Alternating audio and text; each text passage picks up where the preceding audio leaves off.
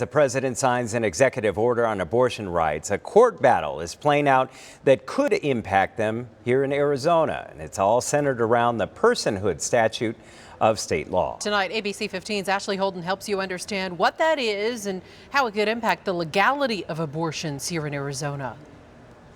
We're packing up our office into boxes right now, and it's sad. It's been my career and my life's work. Local providers halting abortion services for now as some fight alongside ACLU of Arizona and other groups for abortion rights.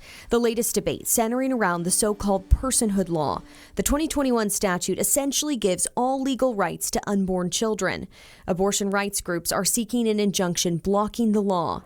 I was able to listen in Friday during oral arguments in federal court. Our arguments are that the law is unconstitutionally vague, doesn't provide notice, it doesn't provide any type of due process for physicians that might be subject to this law. The plaintiffs, which include the ACLU, are concerned the statute could be used to pursue assault or child endangerment charges and criminalize abortion providers. But an attorney with the Arizona Attorney General's office telling a judge they don't think the statute could be used to pursue those charges when it comes to abortion. The AG's office ultimately saying the statute can be kept in mind when constructing laws, but it does not change the definition of person in criminal code. I think that the state's arguments don't lend any additional clarity to where we are. ABC 15 started reaching out to the AG's office last week asking for an interview. We were denied again Friday, but sent this statement, which says their team gave their best legal arguments as to what we believe the state of the law is. Do you think that if this injunction is granted, that providers will feel safe enough to open their doors? We hope so, but I think we have to proceed with caution. Arizona has been in legal limbo with some, including the AG and interim Maricopa County attorney, saying a territorial law banning almost all abortions is what's in place right now. The judge ended Friday's hearing without making a ruling on the personhood law.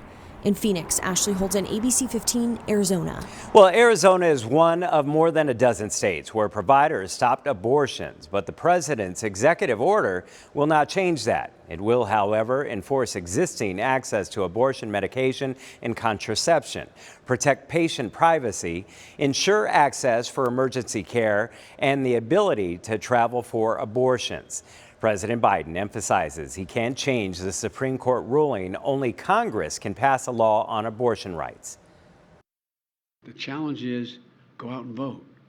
Well, for God's sake, there's an election in November. Vote, vote, vote, vote. Now, there are 35 Senate races this November. For any chance at abortion rights legislation to get through, Democrats need to win 16 races to get 52 seats. That then could be enough to eliminate the filibuster. It only takes 50 votes, but 2 Democrats, including Arizona's Kyrsten Sinema, oppose changing the Senate filibuster rules. If Democrats pick up 2 more seats, they could have the votes to do it and get a bill on the president's desk.